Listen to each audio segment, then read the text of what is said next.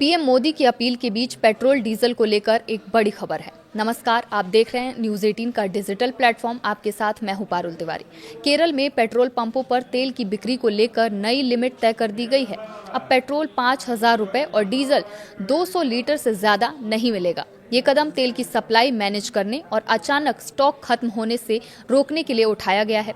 कंपनियों ने credit system बंद कर एडवांस पेमेंट शुरू कर दी है, जिससे पंप मालिकों पर दबाव बढ़ गया है। केरल के पेट्रोल पंपों पर तेल की बिक्री को लेकर अचानक लागू हुई नई पाबंदियों ने आम जनता और व्यापारियों को हैरान कर दिया है।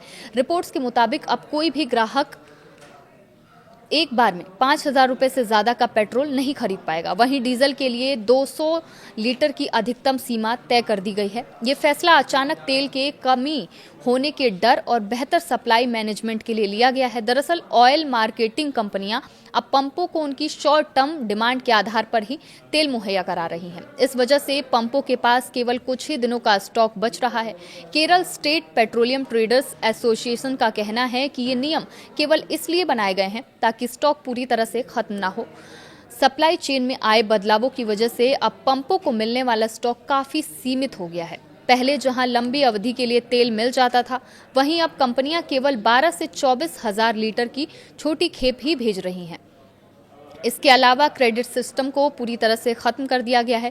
अब पंप मालिकों को तेल मंगवाने से पहले ही एडवांस पेमेंट करनी पड़ रही है। इस आर्थिक दबाव की वजह से कई छोटे पंप मालिक अपनी जरूरत से कम तेल मंगवा पा रहे हैं। हालांकि केंद्र सरकार और डिस्ट्रीब्यूटर्स ने साफ किया है कि देश में तेल की कोई कमी नहीं है। भारत के पास अभी भी लगभग 2 महीने का क्रूड ऑयल रिजर्व मौजूद है। ये नई लिमिट सबसे ज्यादा उन लोगों को प्रभावित करेगी जो ट्रांसपोर्ट या कंस्ट्रक्शन के बिजनेस में हैं। बड़े ट्रकों और मशीनरी के लिए 200 लीटर डीजल बहुत कम साबित हो सकता है। आम वाहन चालकों के लिए 5,000 रुपए का पेट्रोल पर्याप्त है, लेकिन लंबी दूरी तय करने वाले लॉजिस्टिक्स ऑपरेटर्स के लिए ये परेशानी का सबक बन गया है। कंपनियों का दावा है कि ग्लोबल मार्केट में कच्चे तेल की बढ़ती कीमतों की वजह से उन्हें रोजाना हजारों करोड़ का नुकसान हो रहा है और इसी घाटे को कम करने और डिस्ट्रीब्यूशन को बैलेंस करने के लिए ये अस्थायी कदम उठाए गए हैं। केरल के लगभग 2500 पेट्रोल पंप फिलहाल इसी नए सिस्टम के तहत काम कर रहे हैं।